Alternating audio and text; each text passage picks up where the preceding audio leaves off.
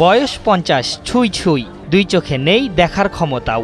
Bike start দেওয়ার পর শব্দ শুনেই বুঝতে পারেন সমস্যা কোথায়। এরপর প্রখর মেধা শক্তিতে দক্ষ হাতে মোটরসাইকেলের অসুখ সারছেন এই দৃষ্টি প্রতিবন্ধী। শারীরিক এই জটিলতা নিয়েও প্রতিবন্ধকতা জয় করেছেন এই মোটরসাইকেল মেকার।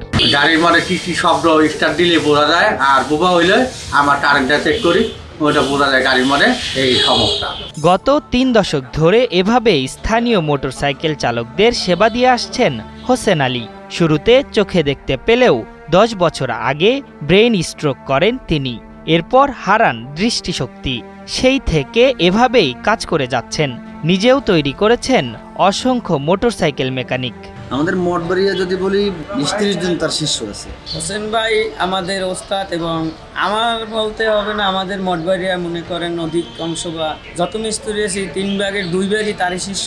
এখন যে কোনো ব্র্যান্ডের পুরাতন এসি বদলে নতুন ওয়ালটন এসিতে উপভোগ করুন 25% ছাড়। না দেখেও যা করতে পারে আমরা দেখার মধ্যেও সেই কাজ করতে পারি না এখনো। হোসেন আলীর জন্ম ঢাকার আজিমপুরে।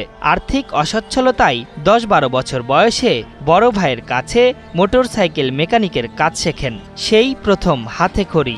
এরপর আর পেছনে ফিরে তাকাতে হয়নি তাকে। ওই আমি ছোটবেলাতে কাম করে একটা আইডিয়া আমার হয়ে গেছে। হ্যাঁ, গাড়ির মধ্যে কোন জায়গায় ডিস্টার্ব আছে, এটা আশেপাশে মাইকেল দেখে যাবেন। কোনো গাড়ি পিটাপে আসবে, পিটাপে আসলে গাড়িটা 1 ঘন্টা মানে আমি গাড়ি স্টার্ট করে চালাই দিই।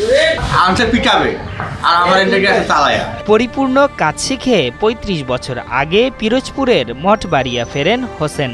সেখানে একটি গ্যারেজ দেন তিনি, যেখানে প্রতিনিয়ত অসংখ্য মোটরসাইকেলের সমস্যা সারছেন এই দৃষ্টি প্রতিবন্ধী। না দেখলে তো অনেকই কষ্ট, এটা তো চোখে না দেখলে তো আর কোনো কাজই সম্ভব না। তারপর আব্বু কষ্ট সাধন করেছে, অনেক ধৈর্য নিয়ে অনেক কষ্ট করে কাজ করতেছে।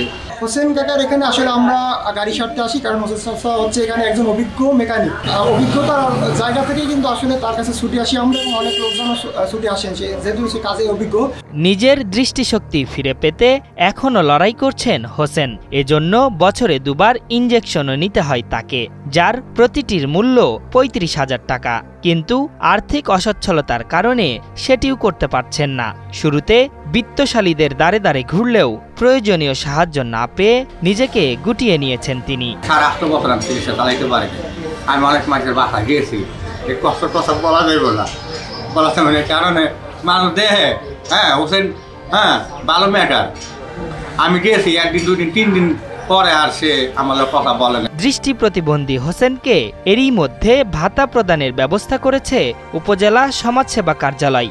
আগামীতেও তার পাশে থাকার আশ্বাস দিয়েছেন এই কর্মকর্তা। ওনার চোখটা দৃষ্টিশক্তি হারিয়েছেন। দৃষ্টিশক্তি হারানোর সাথে সাথে আমরা তাকে আমাদের প্রতিবন্ধীর যে ভাতার আওতায় আমরা নিয়ে আসছি। যদি উন্নত কোনো চিকিৎসার বরাদ্দ বা সুযোগ কখনো আসে, অবশ্যই তাকে আমরা আমাদের আওতায় নিয়ে আসব। শারীরিক প্রতিবন্ধকতা নিয়ে অনেকেই সাহায্যের হাত পাতেন, কিন্তু হোসেন সেখানে ব্যতিক্রম। শারীরিক প্রতিবন্ধকতাকে জয় করে জীবিকা নির্বাহ করে দেখিয়ে দিয়েছেন তিনি। তবে সরকারি সহায়তা কিংবা বিত্তশালীরা এগিয়ে আসলে হয়তো আবারও দৃষ্টিশক্তি ফিরে পেতে পারেন হোসেন, এমনই প্রত্যাশা সকলের। আশরাফুল ইসলাম, ৭১।